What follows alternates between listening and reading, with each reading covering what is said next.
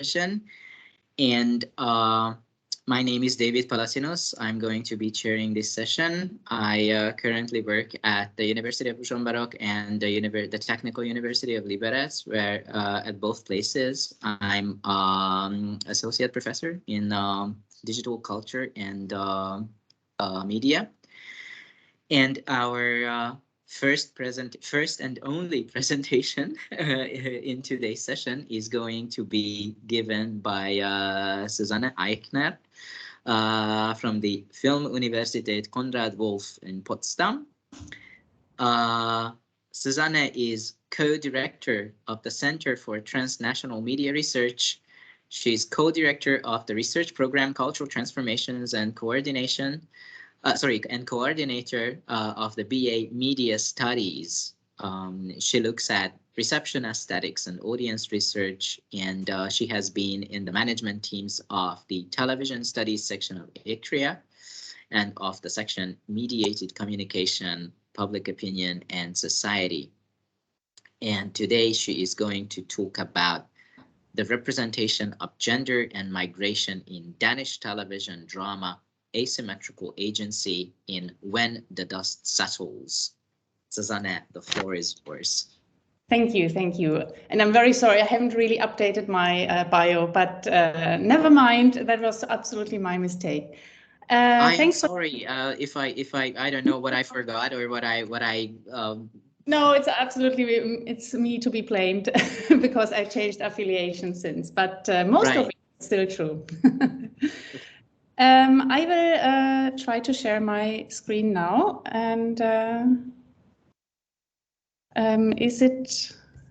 you able to see my presentation now? Yes, but not the like the presentation, not the slideshow. Yeah. Like now it's PowerPoint that is showing. And now? Now we are seeing presenter's view. Well,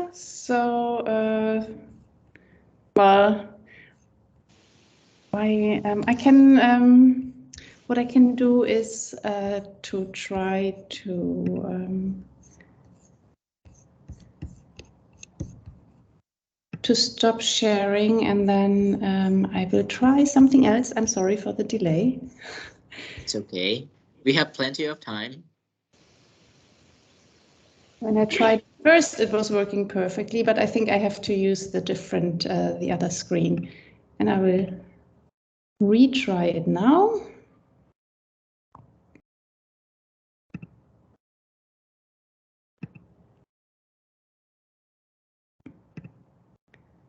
Is that any better? Yes, now it's good. Now it's the slideshow. Super. Perfect. Thank you very much. So I'm going to talk about representation of gender and migration in Danish television drama, as you said, and maybe just a few words to the background of the motivation of looking into that. Because as I think most of us are aware of, that the phenomena of Danish television drama series has been researched extensively meanwhile. And we all know that due to several factors, such as being such a small country, that this was a surprise, it was unexpected and unprecedented. And we learned in the study on Danish drama that global audiences particularly liked the Danish shows due to their strong female lead characters. And this was also something why global audiences could attach to these shows, because amongst some other aspects, they could negotiate their own culture-specific gender roles through the thematic closeness of their own life worlds, despite the lack of cultural proximity to the distinct Scandinavian setting and story worlds. And this then made me think, because when you look at the Danish drama series, they are quite homogeneous in terms of representation. And although they have been applauded for their strong female leads, our colleague Staugard Nielsen has pointed out already in 2016 that one of the reasons for the success of these series is that they are, and he calls it, accessibly different to white audiences outside Denmark, with little room for ethnic diversity and a celebration of subdued whiteness. And I wanted to investigate a little bit more into that. And I wanted to explore diversity and inclusion in Danish drama series as they play out, as I hypothesized, asymmetrically at the intersection of gender and migration story history, and to contextualize this in the public service mandate and responsibility as formal expression of the societal discourses. And as you already pointed out, the case study is When the Dust Settles. It's a DR show from not 202, but from 2020. So my driving sub-question were, how does diversity and agency play out at the intersectionality of gender and migration? In which way can media representations be considered as accomplices in the forming and shaping of our imagination of the world we live in? I'm very sorry for all the misspellings here. And what is the responsibility of public broadcasting, and how do production conditions affect and matters of representation and agency? Some of the questions that I have posed here are, I think they're quite self-explaining, and so just for where I position myself and why I think, and I think many of us think, why television series matter in the first place, is that they are particularly good world builders. They are long form of storytellings. They are able to depict complex characters. Also, it's possible to incorporate topical issues and politics into the plot. And we have seen how showrunners are able to respond also to viewers in relatively short time, to who make the desires known via social media, as for example, Scam has shown to us. So if we follow Moisey's quote, television shows are as much an indicator of the debates brewing in our society as a mirror that reminds us of fears and hopes. And therefore, I think it is also so crucial and so important, and therefore so much academic interest, of course, has been put on into the studies of representation, and as well as intersectional research, because these single axis studies of looking only at one aspect of representation, they have been proven since long ago, since Grenshaw's argument and claim for more intersectional research. We know that it's really important to also look at more axes than just one. This is just a little bit of a background where I have drawn, or where I what kind of research is out there.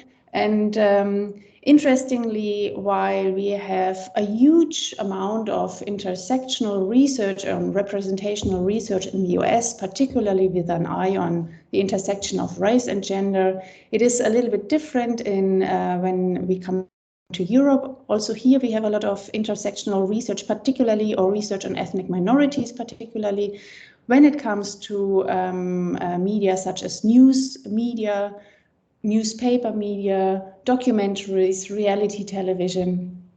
There has also been a big amount of research concerning the concept of othering, particularly also with insight to the othering of Islam and Muslims. There has been also, of course, the big field of whiteness studies, and in the Scandinavian context, this has been elaborated by Loftsdottir and Jensen, for example, or by Andreasen and Fetus. And then when we come to Denmark, we can see that intersectional approaches and approaches to representation get a little bit more scarce. There is an interesting research from 2005 that looks at that applies an intersectional approach on news coverage in television and newspapers. But apart from that, there's hardly any data when it comes to the representation on media with an intersectional approach, or with more than one axis. What's really important in the Danish context is, if we want to learn about what is going on in terms of representation, we can look at the DFI reports there are two big reports from 2015 and 2018 on which are on ethnic diversity studies, and there are 2 or 3 similar studies concerning gender diversity, but none of these bigger studies apply an intersectional approach. There's also a research project called the ScanPub, and a report on that, which is one of the rare studies that looks first also into television fiction and then also applies or is interested in the representation. But maybe to sum up, and this is just to remind us that there's of course a lot going on in terms of research and representation. In Denmark, we mostly find single access studies. And when it comes to television, we can find mostly factual television and documentaries or the news genre in the studies, and not so much television fiction and not serial fiction. So what I was doing when I tried to grasp what is going on in terms of representation, I had some guiding theories that all filled into my idea of representation, which I understand as depiction and access and agency. So this draws, of course, on Gay Tuchman and symbolic annihilation. We can also look at Gayriati Spivak, who asks if the subaltern can speak. When we look at media organizations, Byerly and Ross from 2006 is quite important, who recognize the relationship between who owns the media organization and what is produced by them. We can also look into the world of film and film studies and look at Malte Hagener's study on migration as a reality that traverses the whole film and looks how the biographies of the filmmakers matter in this whole process. I also draw on my own work on agency and media reception and narrative agency, and very helpful for conceptualizing representation in terms of depiction, access, and agency is also Elsässer, who is more occupied with the representation of disability, but which has a very useful approach in understanding representation as accessibility and access to the production. And I draw on a researcher called Viting Serup from 2017, who suggested that these 4 levels, on stage, backstage, off stage, and patterns of the stage, are crucial if you want to understand representation, not only as depiction, but also in terms of what I just pointed out as access. So this describes more or less the theoretical and the conceptual background of my research and my research interest, and also the method of analysis, where I looked at 4 levels and I exerted a closer analysis with my case studies to look at how is representation played out on stage, how is it played out backstage, how is it played out off stage, and how is it played out with the patterns of the stage. On stage is, of course, the visible and audible characters. Backstage means the creatives who develop and produce the cultural products. Offstage, even a level higher, you could say, are the gatekeepers who are in charge of, for example, exhibitions when it comes to other cultural products, or to programs and schedules when we talk about television. And the patterns of the stage is similar, of course, as it has been conceptualized originally, but here we can look at the policymakers who decide, for example, on the amount of funding. And when it comes to Danish television and public broadcast television, we talk about the Danish Ministry of Culture. Okay, so what's happening in this television show? And in order to have you all with me, I will tell you about the storyline of this television series, because of course I cannot be sure that you all watched it. But in an overall of 10 episodes, When the Dust Settles tells a story of a devastating but fictional terrorist attack in a Copenhagen restaurant in which 19 people are killed. It revolves around 8 main characters and several supporting characters that are directly or indirectly connected to and affected by the atrocious attack.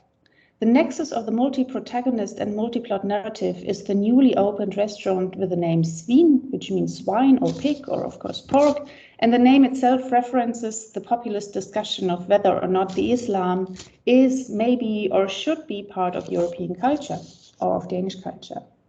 And with this symbol of cultural struggle in the restaurant's name, the scene is primed for stories, negotiation, and struggles that unfold in a society that swings between tolerance and exclusion, racism, and open-mindedness. The 8 main characters include the restaurant owner, Nikolai, a Danish citizen with Greenlandic roots who survives the attack. Nikolai is visibly a person of color and displays an aggressive Danishness.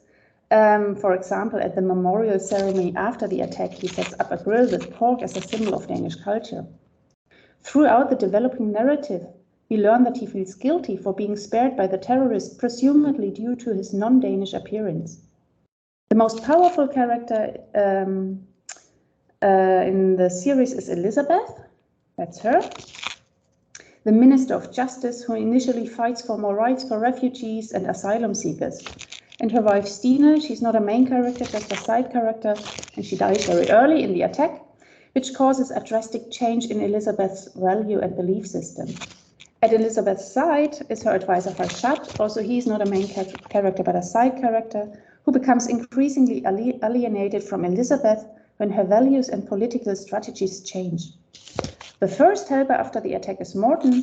Morten lives in a flat nearby and hears the attack and rushes to the restaurant where he believes that his adult son is working a shift. Owing to a lucky coincidence, his son has the day off, but Morten finds the girl Marie, who is the girl here, alive but severely injured, and rushes her to the hospital. As Morten processes the traumatic events that he has witnessed, he loses his moral compass and risks alienating from his family. Louise, who we can also see here, is Mary's single mother and a waitress in the restaurant. Shortly before the terrorist attack, she was fired by Nikolai, the restaurant owner, who refused to employ a single mother, supposedly because of the greater likelihood of her prioritizing parental duties over work. However, on the night of the attack, Nikolai is short-handed and Louise agrees against the wishes of her daughter Marie to take a shift. During the subsequent attack, Marie witnesses her mother being shot, but Louise survives with minor injuries. Another character is Lisa, a Swedish singer on her tour in Denmark who has just ended a long-term relationship in order to be with her Danish lover Philip. During the attack, Philip is safely locked up in the bathroom and he refuses to open the door when Lisa knocks in a panic. Instead, the restaurant owner Nikolai saves Lisa's life by hiding with her in the cooling chamber. A homeless and drug addict young woman, Ginger, becomes an accidental witness of the attack while hiding in the restaurant's backyard. She films the events and documents the death of Stine, Elizabeth's wives. She is further connected to Philip, and now it becomes quite complicated, Lisa's lover, who is Ginger's sister's ex-husband. And that already indicates that they're all somehow connected. And this is also the nexus of this whole series. Soon after the attack, Ginger meets Holger. And Holger is Stine's disabled and depressive father, who was supposed to meet with Stine and her brother at the restaurant. The three had broken off contact many years before, but neither had remembered, neither his daughter nor his son, to pick him up at his nursing home, a lucky circumstance because of which Holger survives. When Ginger and Holger meet, they develop a deep affection for each other, and Holger helps Ginger to escape life on the streets. And last but not least, there is Jamal, a young immigrant from Palestine who is bullied by his older brother Charlie, and as a consequence hooks up with some petty criminals from his neighborhood. During the unfolding narrative, Jamal becomes entangled in dubious activities, but after the attack on the restaurant, he begins to be suspicious about his new friend and first homosexual lover Alban, and questions his involvement in the attack.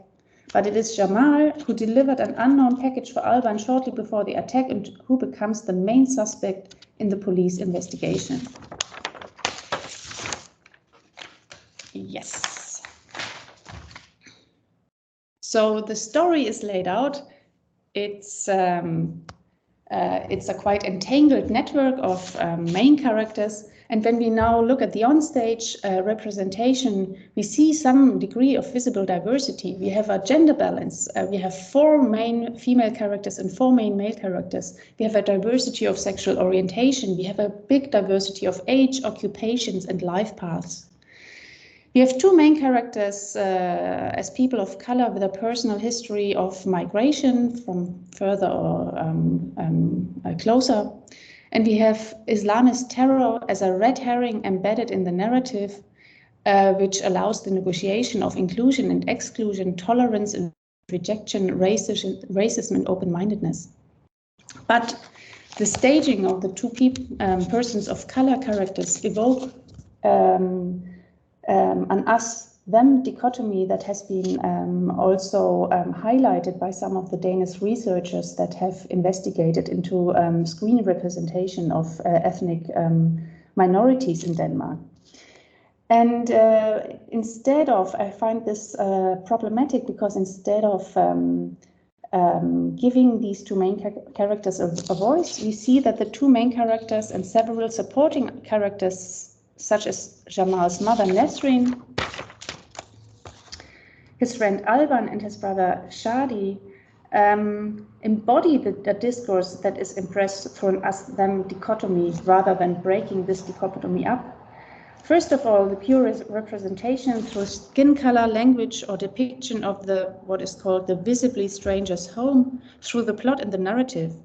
It is apparent in Nikolai's guilt for being spared by the terrorist due to his clearly non-Danish features, and Jamal's struggle with his aggressively masculine and authoritarian bullying older brother. The us-them dichotomy is further established through the dialogues and actions of the main and supporting characters. For example, the Minister of Justice, Elizabeth, radically changes her value and belief system when her wife, Stine, is killed during the terrorist attack, and she quickly follows her impulse to scapegoat Jamal for the crime. Her changed mindset becomes most apparent when she others her advisor Farshad during a heated argument. When Farshad confronts Elizabeth with the fact that she has given the green light to torture Jamal and extract information, and he threatens to pass this information on to the prosecutor, she throws out, "How many others do you think would have given someone like you such a big chance?" To which Farshad irritating and disbelievingly responds, "Someone like me." So we can see that when the dust settles endeavors to equally present the perspective of its protagonists and their agendas and life paths and dreams and problems, but there is a clear imbalance in presentation, narrative function and stereotyping, because rather than opening up the discussion and breaking up the us-them dichotomy in the representation, because these two main characters do not have the same narrative agency and voice as the other characters, it's rather re-established than broken up. So we have a clear imbalance in the presentation, narrative function, and stereotyping. Furthermore, Nesrin is the only female character with a migration story, and she is stripped of her agentic voice through the narrative staging. And this will be my last example from the text itself before I turn to the next level. Jamal's mother Nesrin is the only female migrant character with a narrative voice. She is visibly and narratively identified as an immigrant. However, Nesrin is merely reacting to the course of events that put Jamal in the position of a petty criminal when he bonds with Alban, and she unquestioningly accepts her older son Chadi as the head of family and complies with his instructions, even when they seemingly harm Jamal. At one point, does the narrative allow her a voice of her own? When Jamal is released from the police station where he was held for a few days as the primary suspect in the attack, Nesrin comes to pick up her son and bring him home. The camera frames her as an agentic adult taking an evidently battered teenager into her care. On the way out, Nesrin starts talking to Jamal, who listens closely, but the sound is faded out, and Nesrin is literally muted and stripped of her agentic voice. Thus, the audiovisual staging annihilates this rare moment of agency that the narrative permits to her. So I conclude that on stage, despite some degree of visible diversity, an intersectional perspective does reveal quite a huge degree of asymmetry when it comes to the representation of gender and migration. When we look at the backstage level, we find a striking ethnic diversity in the team. It's a female-dominated team with creators and head writers Ida-Marie Riden and Dorte Hu. The conceptual director Milad Alami, the directors Jeanette Norrell and Iram Haq, producer Stina Larsen, and head of drama Christian Rank. Particularly, literature points out that a particular track record and a biography of people who are involved on the backstage level might help also to create some diversity on screen. And we can see a track record of Milad Amali, who was director of the film The Charmer, who is the story of an immigrant who struggles to stay in a Western country, and Iram Haq, who was director of a similar movie called What Will People Say, about a young girl who is sent back to her home country where she endeavors a really sad destiny. So these two people bring a personal track record and a personal history into the level of backstage. But contrary to the other research, here the personal background of the backstage member did not automatically result in a diverse cast or an asymmetric or a symmetrical depiction of the characters' voices and agency. DM Camille, a Danish actress, has pointed out in an interview that this might be the reason for that might be the Danish media industry still has a fear of contact with non-white Danish actors, and therefore claims that there are just not any non-white actors available. Another reason for this lack of a more diverse representation might be found, or might lie in the story, because the effects of migration and immigration is not the dominant storyline, but rather a red herring in the story. The dominant storyline instead is the interconnectedness of the group of people. When we look at the level of offstage and pattern of the stage, which I summed up in my analysis, we can say that we primarily have to look at the Danish public broadcaster DR and the public service contract. And we could say that both levels, the offstage level and the pattern of the stage level, are reified in the public service contract, the contract between the Danish Ministry of Culture and DR. And as such, the contract could be seen as a powerful locus of societal struggle over and a discourse about political and cultural positions on diversity. When we are looking closer at these contracts, we can see that in 2011, the paragraph on obligations to foster integration, ethnic integration, was deleted from the contract and never reintroduced. So this goes hand in hand, of course, with a new discussion and a new discourse in Danish society, and also the popularization of the Danske Folkeparti. And likewise, there's an argument of competition that dominates the argument of integration, and that is that Danishness and local specificities are a necessity, a financial necessity to remain competitive on the global market, because they have been proven to be able to sell a cultural product outside of Denmark. So this brings me to my conclusion, because I think I have more than well used my 20 minutes now. It is that understanding how social discourses are concretely reified as official documents, and understanding how this affects the actual on-screen representation, is key to unveiling the entanglement of screen representation, creatives, and the various levels of decision-making and policy-making. Despite the existing degree of visible diversity and the balanced representation of gender, an intersectional perspective reveals the asymmetry of representation with regard to gender and migration. And therefore we can return to Staugert Nielsen's quote and note from 2016 that Danish drama leaves little room for ethnic diversity and stages a celebration of subdued whiteness. We can state that this still proves true for drama series in 2020. The female migrant perspective is excluded from the central narrative, and she is stripped of her voice and agency by the audiovisual staging, and also the male migrant character and perspective has less agency and voice than the white Danish perspectives. So having come to this conclusion, of course, this is only a single case study, and it can only give us so much insight, but it can be considered, and I want to make that claim, as a typical example, highlighting the dynamic of Danish drama production, and particularly in the context of public service broadcasting. And with this, I come to the end. Thank you. And I will try to stop sharing my screen. Thank you very much, Susanne. This was a lovely presentation, and there were so many very interesting things in it, and I really got excited about it because much of what you said resonates quite well with some of the things that I do on and around migration on television, and this sort of representation of violence, especially when it comes to the context of terrorism as a kind of go-to vehicle for the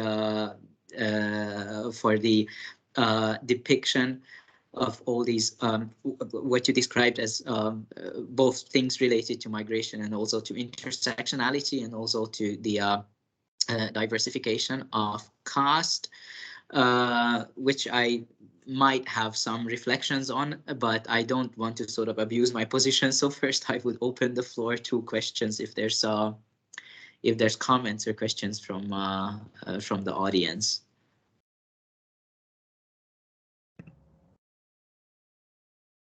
If not, then I am going to abuse my position as chair of the panel. Oh yeah, so Eleni.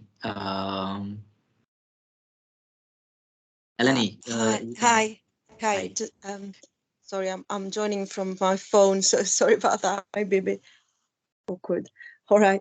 Hi, thank you so much. That was a really interesting presentation. Really enjoyed it. I'm all new to this, so I've learned a lot. I just have a little question about the bibliography you presented at the beginning, which is really interesting. The whole, kind of the body of work that's been that is relevant to this. And you mentioned the name Hagener, is it? Yeah. That you said that they've studied migration and issue around migration in terms, but looking at biographies as well. I can't remember what term you used. Migration as a reality, is it, or something like the whole? Yes. Yeah. So that approach really interests me as I'm working on something very similar in the UK context, the kind of taking into account biographies and how, sort of film producers, writers, biographies kind of come into this. Could I ask you, what is the specific reference for this work? I have to, I can give you the full name and the year, and then I would need to look at it myself again, Malte Hagen from 2018. But in a way, his main argument is that it's impossible to separate the movie itself, the film text, from its production context and from the biography of its creators. And that is, and if we then connect that with ideas of accessibility, of course, then we see how it is all interconnected. And I think the main point here is that you cannot talk about representation, or that's the argument. You cannot talk about screen representation without talking about accessibility. So representation goes far beyond what's happening on the screen, but what's happening behind the screen, of course. And not only in the backstage level, but also on the level of policy making and all the various levels that have an influence. But he's interested in movies, in film. So these insights are only partially, of course, transferable to television, but in the general approach, of course, is. But thank you. Thank you very much. Thank you for this.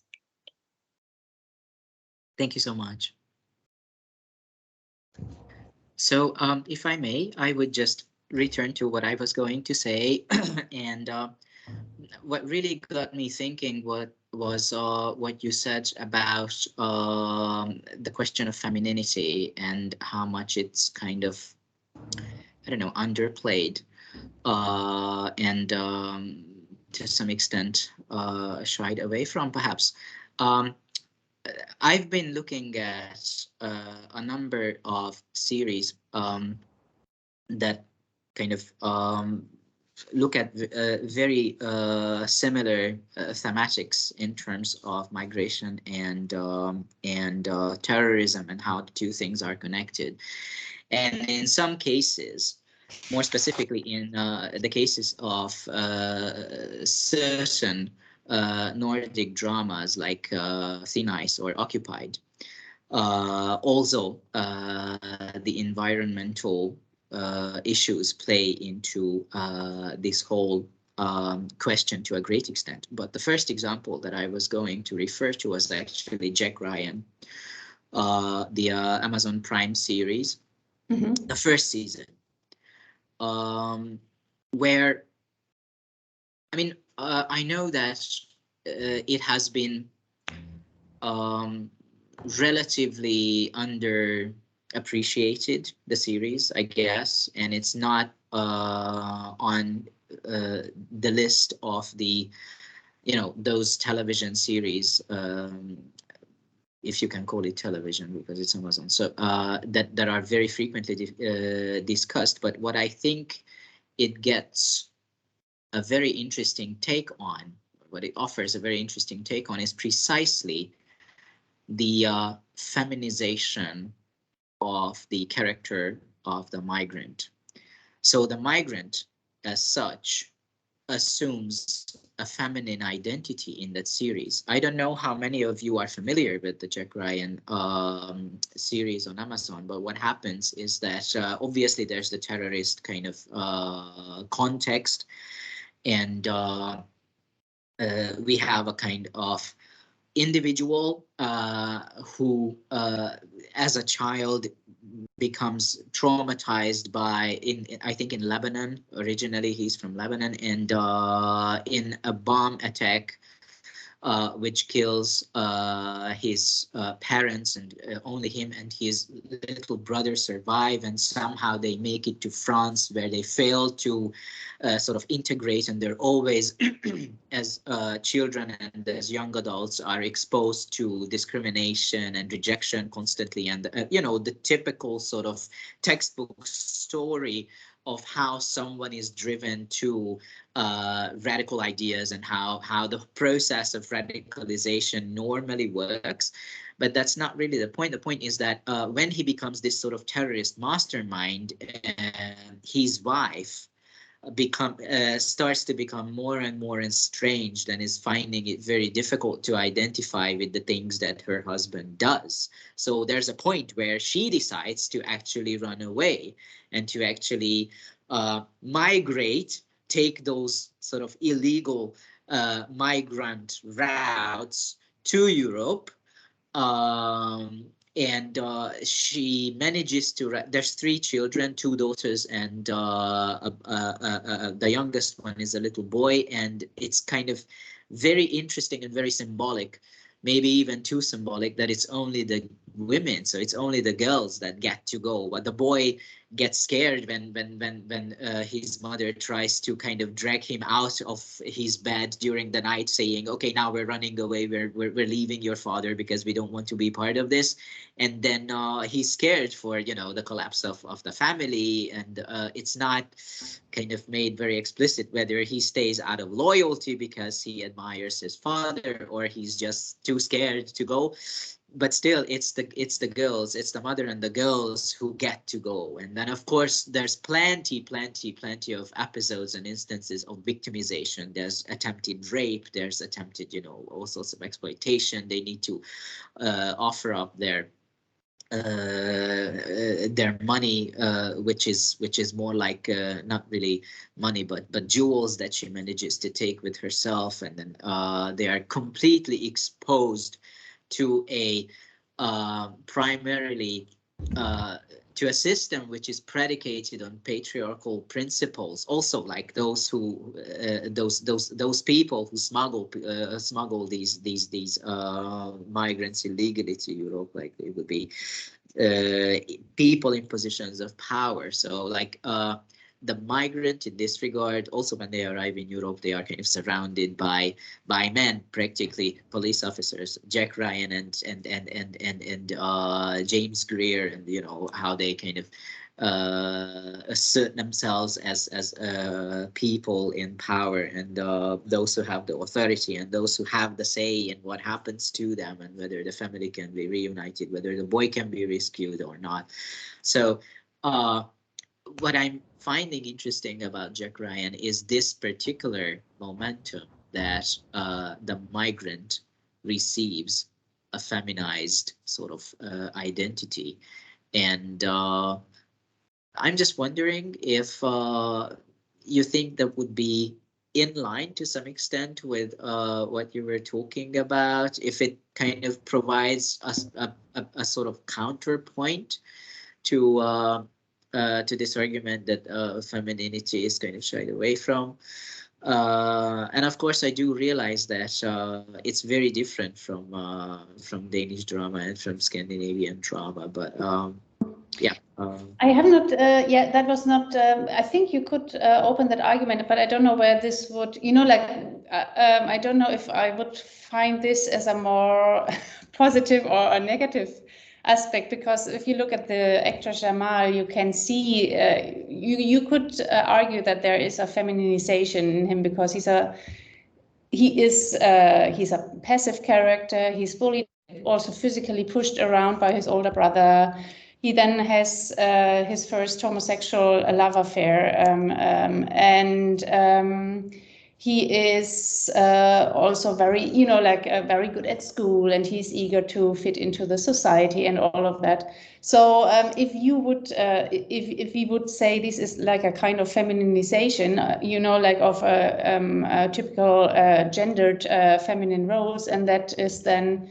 Yeah, I had more read it. I think that would be a really interesting line to follow. I had more looked at it in terms of that he had to represent. He's the only main character with a migration background, with a migration history and story. Also, he is had only in the series he had only spent a very little amount of his lifetime in Palestine. So he had to cover it all. So that was also, so there's one character and then he has to cover it all, where you have a set of 7 or 6 Danish characters that can incorporate and that can present completely different types of people. So where you have this multiple protagonists set up, where each protagonist is very particular. You have Ginger, the homeless drug addict woman. You have Holger, the old elderly man who has a kind heart but is super grumpy. So you have very differentiated personalities, and then you have the one character that just has to take it all in, you know, and then he becomes, of course, highly stereotypicized. Yeah, you know what I mean. So that was the first striking phenomena that I could see here. But I think it would be super interesting to follow up the argument of feminization here. Definitely. There's a Elke has got a question or a comment. Yeah. Yeah, I wanted to return to that question of accessibility that you mentioned in your response there, because I'm reading something about diversity in filmmaking at the moment, and you know that community filmmaking is maybe the space to increase diversity, and I find that really problematic sometimes, because I think it's about filmmaking and television, you know, particularly if you look at public service broadcasting, there is a remit to include diverse representations, etc. But on the other hand, it's also because despite the fact that, you know, there is a remit to include diverse representations, we have seen, particularly in the UK in the last few years, that there's a bit of it feels quite like you have to do a lot of pre-work in order to be included in the diverse representations in a way. So if you think about the big names in the UK at the moment, yeah, Steve McQueen, obviously, he benefited from Channel 4, Channel 4's Film 4 element. So that is good. And there's Michaela Coel, and again, she was really successful on Channel 4 with Chewing Gum, before she then had this massive success with I May Destroy You. But you can hear it out of a lot of the kind of witness stories that are, you know, being made really available in the UK at the moment. That it's really hard to work in the television industries in the UK as a non-white person, and also as a non-white person from a working class background in particular. So if those two, you know, there's the gender element, there's the race element, and then there's the class element in the UK as well. So my question, in a way, is, on the one hand, do you think that public service broadcasting is tackling diversity in ways that you would like to see? Also, you know, precisely from those three levels, in a way, you know, with the policy element and the background, who's involved in producing, you know, in the offstage element. But also, do you find that there's nevertheless limit insofar that those people that do come up tend to be from maybe less working class backgrounds? So is there nevertheless within the diversity an element of exclusion, if that makes sense? Well, but that's the difference to the UK, because in Denmark, the diversity mandate has been written out in 2011. And it has returned in terms of locality. So you have to depict different regions, and disability is explicitly mentioned, but the ethnic diversity is not any longer part of the contract. Which is, I tried to, my colleague who has given a talk last week here, I'm just like, my Danish colleague, I just forgotten, I can't recall her name at the moment. I can see if I find her here. Lassen, Louise Lassen, Julie Lassen, yeah. So she has made it's a few years ago, but she has made an analysis on the development of the Danish public service contracts and the contract with DR particularly, because there's another contract with TV2, and has found that this has been written out and has not returned since, and this can also be seen due to the very short duration of the contracts in Denmark that lasts less than an election period.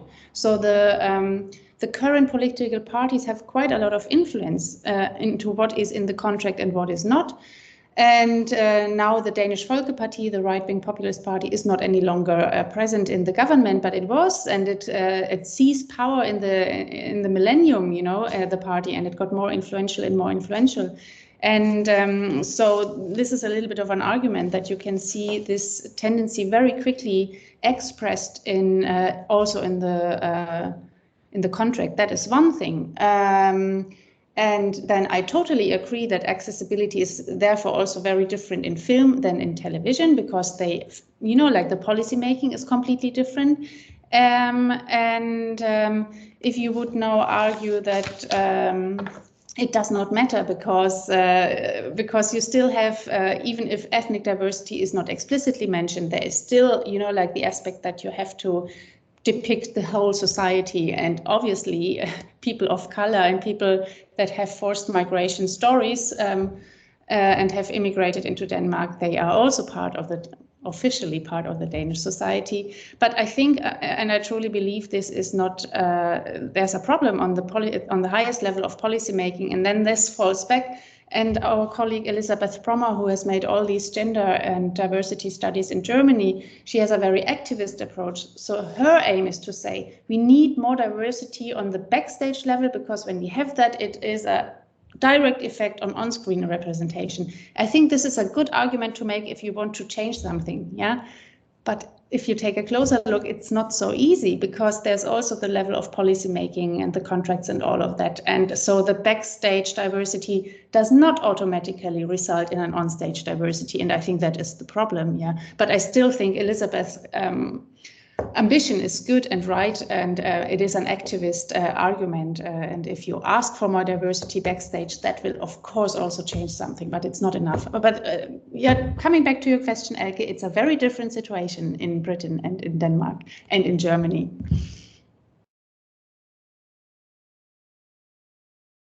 Thank you. We're waiting for more questions or comments from the floor. I have a comment on myself. No, on you, David, because you were referring to the Scandinavian dramas. And I was, of course, immediately, I thought you were going to refer to Caliphate. Yes, actually, I was just gonna come back to Yeah. it. I was just gonna come back to it because that's again something that obviously it's okay. This is going to be somewhat anecdotal. I didn't really look into this in a very kind of thorough and detailed way, but it seems to me that it's much better known in Scandinavia than it is in Europe. Oh. Like the rest of the rest of Europe. Although it's a kind of very interesting series, and precisely because of the sensitivity of the subject matter that it deals with, again, ISIS, and how someone gets drawn into a female person who is originally Swedish, happens to be living.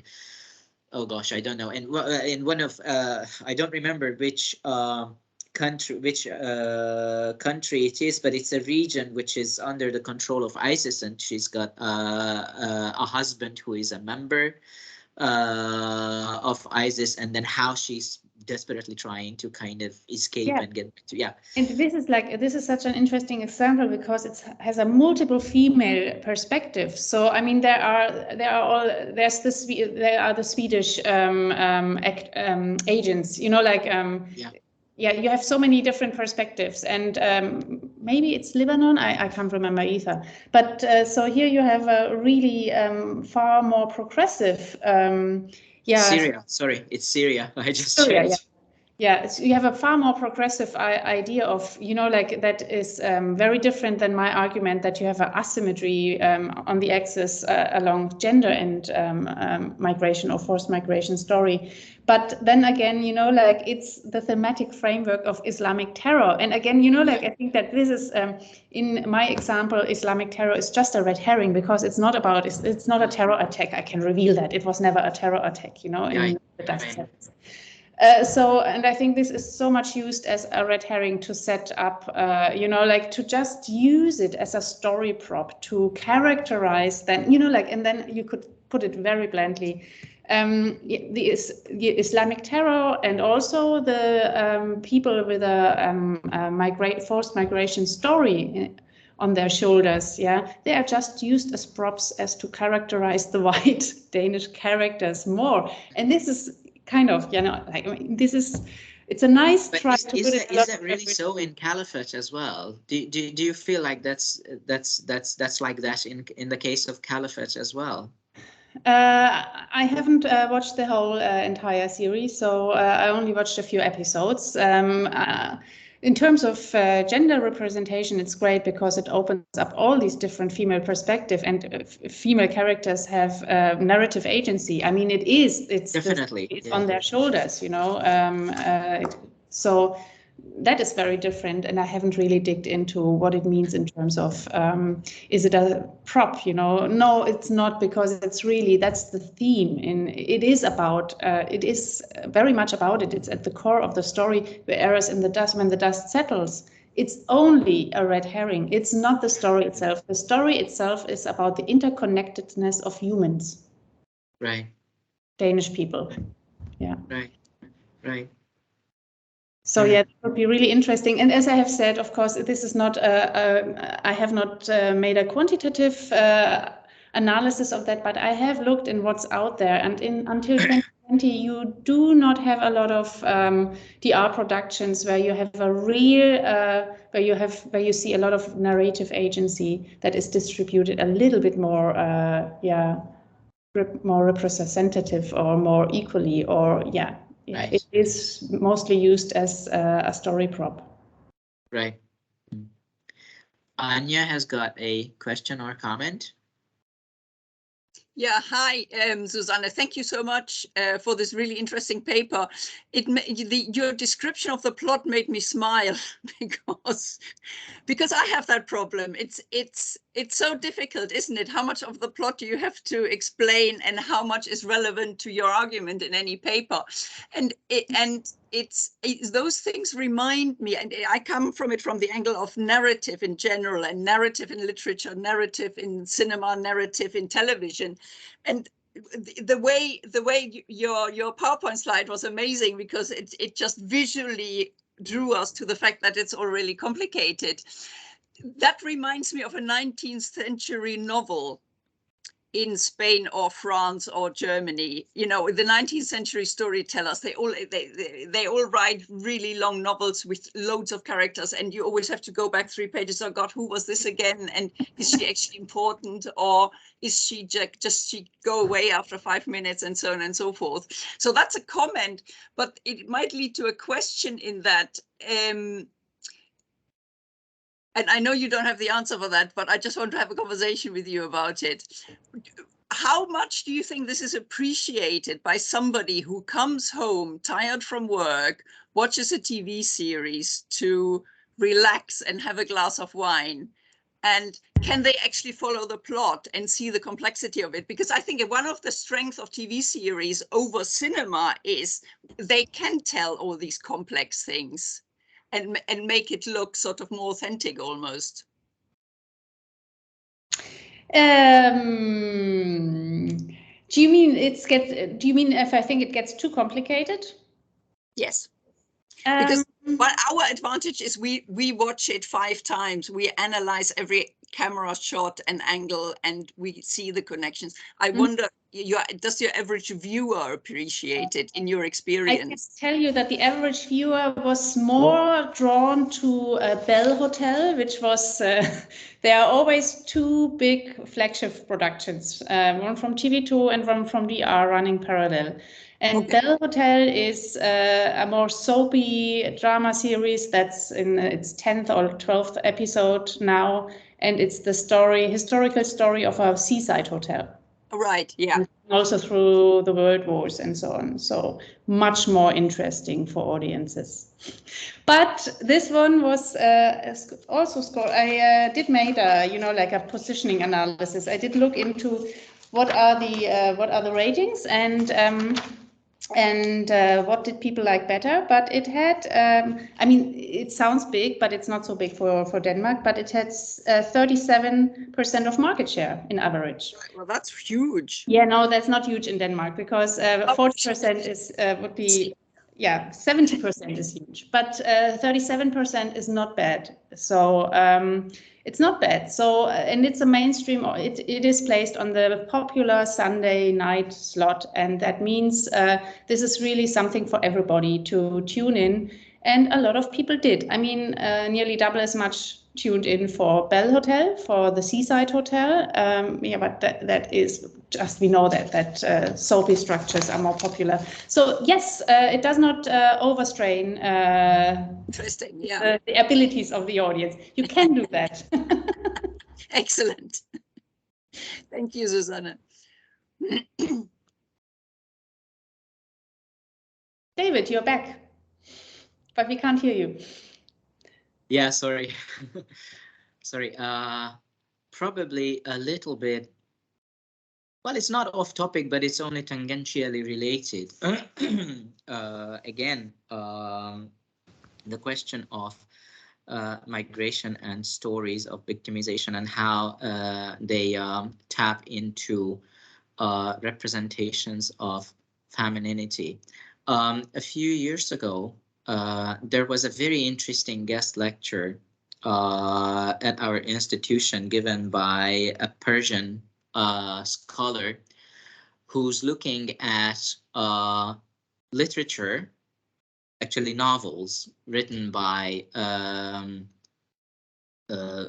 Arab women, but in English and primarily for a Western audience.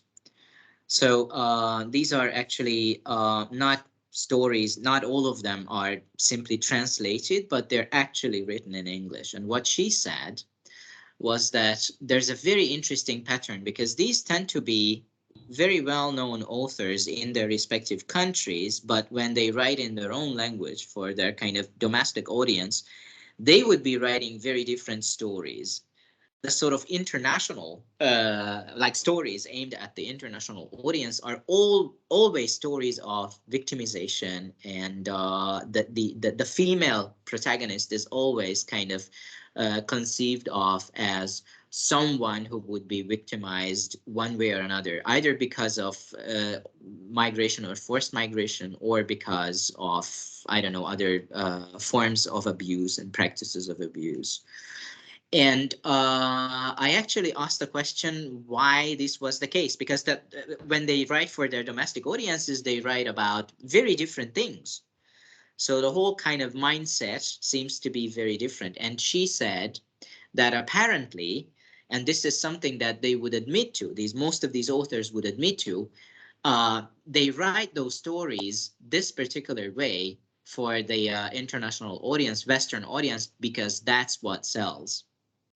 So the reason why I'm saying it is because apparently there's some kind of unacknowledged imperative where we sort of, like Western audiences, can only conceptualize racial, ethnic, religious otherness via processes of victimization. Oh, obviously, this is a long stretch, sort of, but that could be an argument for the grammar of transnationalism. Oh, interesting, and that is definitely probably genre related. You know, like because I'm looking at Netflix teen drama at the moment, and what kind of transnational grammar we can find there. Interesting to look at that from that perspective, but yeah, but having said that, and I completely acknowledge that this is a drama made for the Danish market, and it shows people who live in Denmark and who have been growing up and are socialized in Denmark. So and it's also made for primarily for Danish audience, although of course the arc it was so successful in the last 10-15 years that there is always the international audience in the back of the mind, of course. Yeah, but yeah, I can hear, but maybe that is what wouldn't you say that this is a genre question as it is with crime, that you have particular crime that sells, yeah, and you have, you know, like the genre marker of crime is in that sense a transnational grammar that. Yeah, that's definitely true, and I also believe it's got to do with the genre. It's just very interesting and somewhat, to me, disturbing that there should be certain specificities about some genres that kind of by default encode this kind of stereotypifying, the stereotypifying of characters, like there's no other way for a Muslim or an Arab woman to kind of be represented except in a position of of victimhood and of disempowerment and whatnot, and that is something that I think is a, how to say this, so we are kind of, even though in Western kind of societies and in Western scholarship, we try to sort of promote some form of emancipation, right, and empowerment of these characters, and the kind of deconstruction of practices of stereotypification. What's the word? Okay, and under this very pretext, we just rehash the very same practices, because it seems like that's all what we can talk about. And I'm not saying that it's not there and we should pretend that, oh, everything is fine. It's just that somehow these understandings, this kind of Vorverständnis of otherness, is kind of encoded into these representations as genre codes, and I'm not sure that's a very kind of productive thing in the long run. So I want to give an example because I think it's so interesting, because of course it produced is what producers think is going to work, because it's the television business, right? Also in the context of this article and something that Janet McCabe has been doing, we had interviewed Sandra Yi Sensendiver, the American-Danish Korean actress who was the villain in The Bridge 4. And then she explains that her character initially has not been described as an ethnic minority woman, and it was really hard for her to get the role, but due to a lucky coincidence, she was casted for it, although that was the first, bottleneck. Like usually she would never have gotten into the cast, but she was invited. But she got invited, and she could convince the two directors that she is the right person for the role. And so they slightly rewrote the script in order to kind of justify her different appearance. And then, like as Sandra says, how this has opened the door and how she from then on got more character roles, and before she only would have roles for different types, like the cleaning woman or the prostitute or the refugee.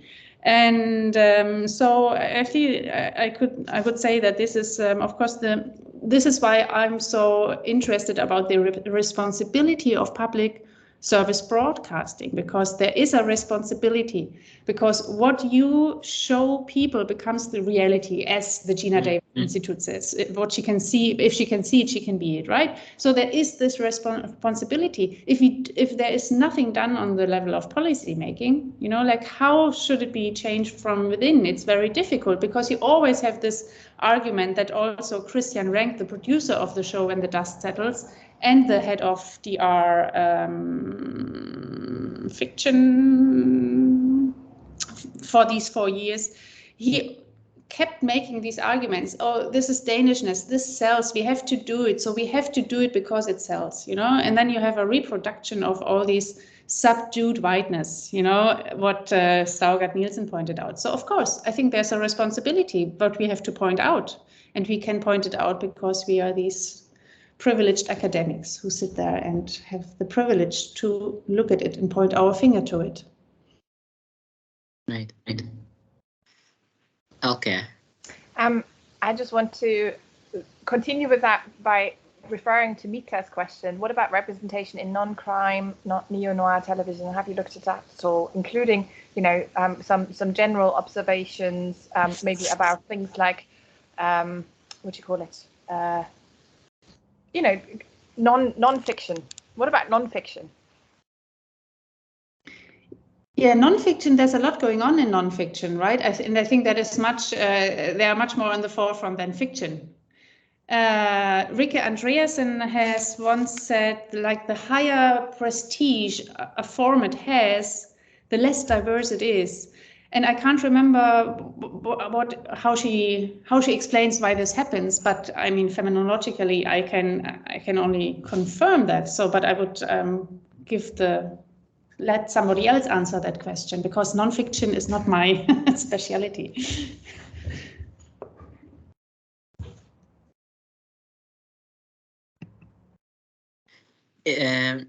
Anya still has her hand up. I don't know if it's like from the previous question or comment, or if there's still something that you would like to say. Anya, is there No, something? Apologies. I'm lowering my hand as we speak. Okay, thank you. So Catherine. Hi. Sorry. I just wanted to jump in on the documentary question, because it was interesting to see how, with the release of the 4th season of Worm in Denmark, the Danish public service broadcaster also launched a documentary series about the relationship between Denmark and Greenland. So, of course, this is different ethnic diversity and completely different issues than the ones that we've discussed today. But there seems to be also a little bit of a possibility for agenda setting between the two forms. And I'm not saying that that either the fictional representation nor the documentary were a revolution in terms of how Greenland is viewed in Denmark, but at least it was, it was an opportunity to make the topic more visible. So that would be just a recent insight into how formats other than fiction are working to address diversity. And I remember I do know a little bit about it, even if it's non-fiction, because I looked into the DFE, it's like the BFE just for Denmark, the DFE reports on ethnic diversity, and apparently documentary films are also backstage. There are over proportional amount of what is called in Danish bureaucratic talk new Danes that are filmmakers of documentaries. So you have they are at the forefront. Documentary filmmaking in Denmark is really at the forefront when it comes to accessibility and representation. And there are a lot of stories about personal stories about migration and forced migration, but also other topics, or as the film What Will People Say by Iram Haag, who is the story of a young girl who is sent back from Denmark to her country of where her family comes from and is forced to marry there, and has a torturous journey of trying to come back to Denmark, for example. So there are in the documentary genre is kind of, it would be nice if that could be kind of be leading, and give some impulses, and if that would kind of have a spillover effect. How is it in Britain? It's actually lifestyle that I find more interesting, the documentary. So it was really interesting because in the year of Brexit, obviously, the most celebrated lifestyle program, the one that everyone loves, is the Great British Bake Off, and that had a migrant winner, basically, or someone with a migration background winner. And yeah, I think lifestyle is really good for casting really diverse audiences. And there's clearly an aim for that. I think documentary, obviously there's always documentary. There's documentaries about migration. Tonight, for example, they're going to screen the story of Mufara, who has just announced that he's actually been he was trafficked into the UK and was forced to work as a child labourer, as a child slave, basically. So that's screening tonight on the BBC. But I think from an industry point of view, the problem I know of is really about keeping staff in the system, because the system itself is it's just really bad for diversity, and that includes women. Keeping women in the system is really, really difficult as well, because women often obviously then end up taking on caring roles, either for parents or for children. And the working hours in the UK are ridiculous in the industry. And I know that it's not the same in Scandinavian countries, where there's an attempt to keep hours a bit more sociable. But yeah, the unsociable hours in the industry, they're just really, really keeping diverse staff out of this industry. And the other problem they have is actually getting people from, and again, it goes back to class, from working class backgrounds into the industry, because there's so much still in terms of getting into the industry, which requires you to do either extremely low paid or unpaid internships or running jobs in order to get your foothold. And that's a real problem. So yeah.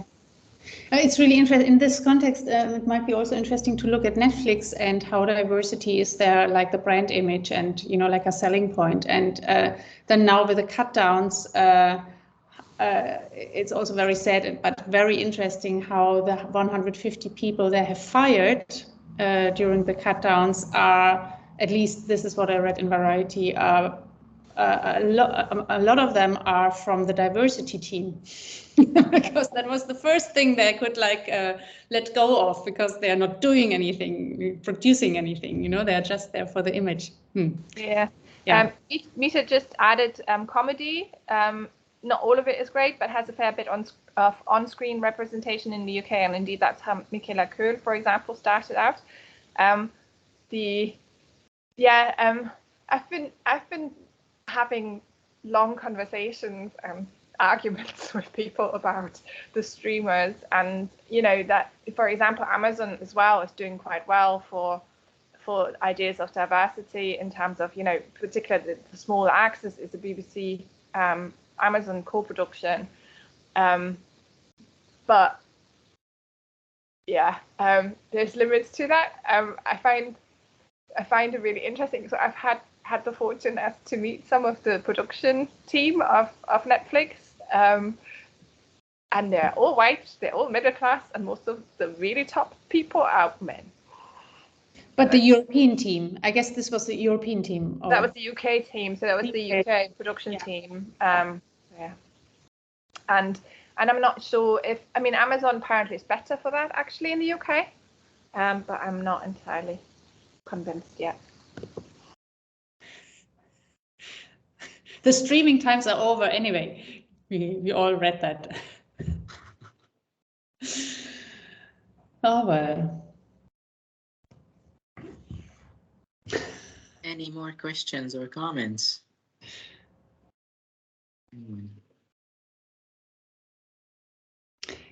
I can, if we come to the end, I was just say I'm so grateful that you all came and listened to only my talk. That was really a privilege to be able to have that, you know, like, yeah, thanks for showing up in the morning. Yeah. Of course, of course. If there are no more questions and no more comments, then I think that you can all just join me again in thanking Susanne for your wonderful talk.